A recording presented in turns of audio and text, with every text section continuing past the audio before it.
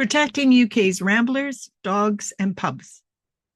A UK Department for Environment, Food and Rural Affairs report, published in 2022, has begun circulating again, and it's clearly less about protected landscapes than about protecting one belief system.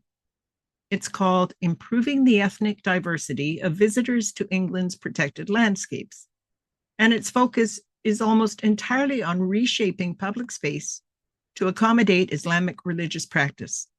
Food, prayer, toilets, fear of racism, and dogs are a constant source of complaint, all of it entirely consistent with Sharia. There is no parallel discussion or even mention of Christian, Hindu, Sikh, Jewish, Buddhist, Baha'i, or other religious needs anywhere in the report. One survey participant explains, quote, "We require halal food.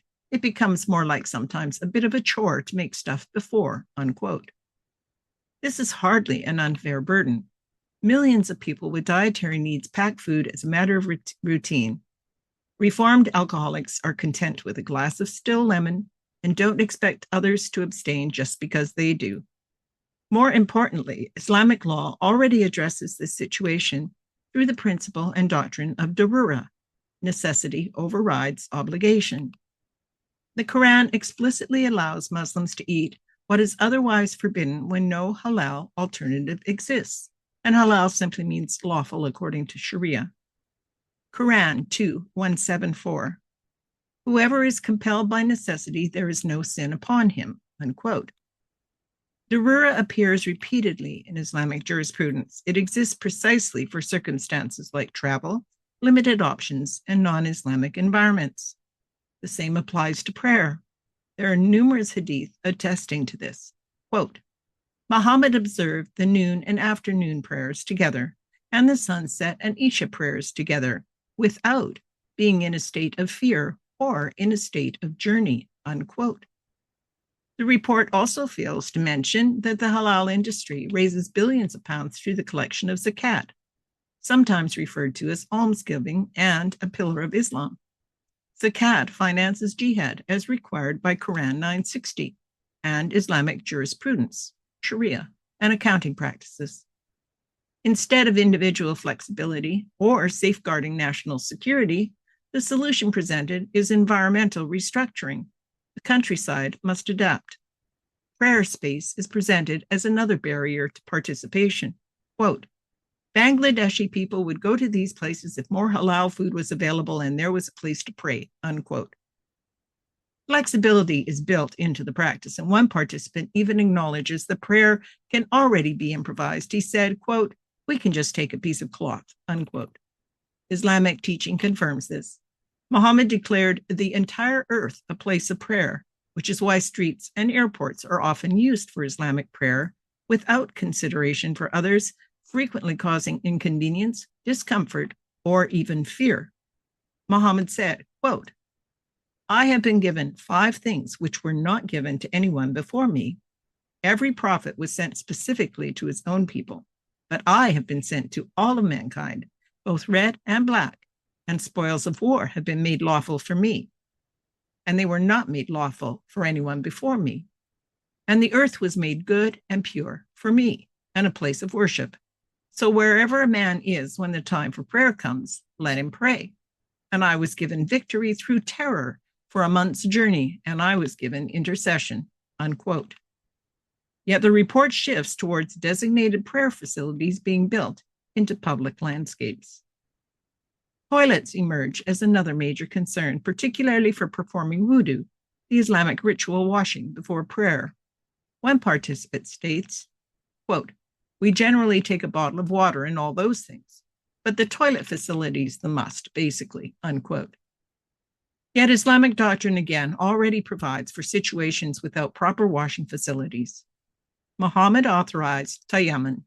This is dry purification using earth or stone when water was unavailable. He said, quote, clean earth is a means for ablution for a Muslim, even for 10 years, unquote. Tayammum exists because Muslims travel and live in varied environments. Islamic doctrine allows adaptation, but once again, the report bypasses it. music, pubs, dogs, and racism are identified as problematic. The report promotes Islamic content in protected landscapes, citing a nasheed musician filming in the Peak District. Yet Islamic doctrine condemns musical instruments. Quote, Muhammad said, "From among my followers, there will be some people who will consider illegal sexual intercourse, the wearing of silk, the drinking of alcoholic drinks, and the use of musical instruments as lawful. Allah will destroy them during the night and will let the mountains fall on them, and he will transform the rest of them into monkeys and pigs, and they will remain so till the day of resurrection," unquote.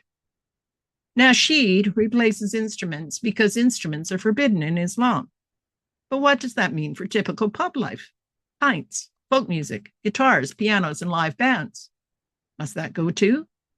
And as for dogs, think of Queen Elizabeth and her corgis. The Brits have historically loved dogs and treated them as family friends. Islam does not. Muhammad ordered that all dogs be killed except working dogs. He said that keeping pet dogs reduces one's good deeds, and black dogs were singled out as devils, and they must always be killed. Opposing Sharia is all it takes to be labeled Islamophobic or racist these days. And yet, in this report, the use of public space shifts away from traditional English life and towards Islamic compliant alternatives. The dogs haven't been consulted. The bigger picture. It's important to recognize that these Sharia demands are selective. They do not insist on every rule, such as men growing beards or women staying indoors. They pick the parts that reshape the host society first, and the authors of the report are no wiser.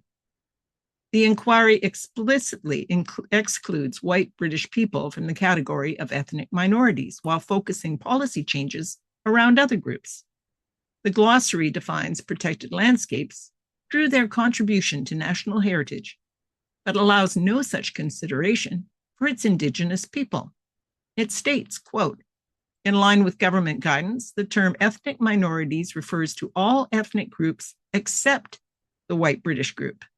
Throughout the report, we refer to these ethnic minorities or ethnic minority groups in line with this guidance," unquote. The word white is used 51 times and black 117, which seems racist in itself. But considering that only 67 million Brits are still of historic British-Irish stock, that's 0.68% of humanity, why such a focus on changing their natural habitat to suit others? Aren't the Brits' cultural heritage worthy of protection as much as the landscape is? Islam and Sharia are inseparable. This is a comprehensive socio-political, economic, and military system. Governs food, hygiene, prayer, public morality, virtually every aspect of society. Sharia is entirely alien to British values and way of life.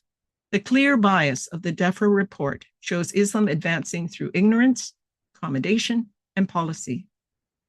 As Quran 9:33, 48:28, and 61:9 all state, quote, "He, Allah, has sent his messenger Muhammad with guidance and the religion of truth to make it prevail over all religion," unquote. Every issue raised in the report already has built-in flexibility within Islamic doctrine, yet every solution proposed shifts responsibility onto British public space instead. One last question. This is not about individual Muslims. It is about authorities choosing to reshape public space around Islamic demands instead of defending Britain's own culture and heritage. That is a decision, not an inevitability. All roads lead to Mecca, and Mecca is a far cry from the UK.